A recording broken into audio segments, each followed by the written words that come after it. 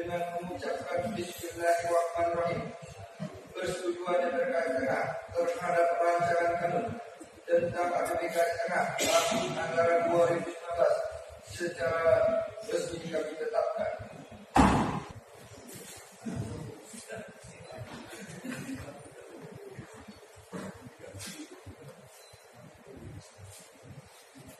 Mengucapkan terima kasih kepada pimpinan dan segenap anggota DPR Kalimantan Tengah yang telah berkomitmen untuk menetapkan APBK di tengah tahun anggaran 2019 tepat waktu.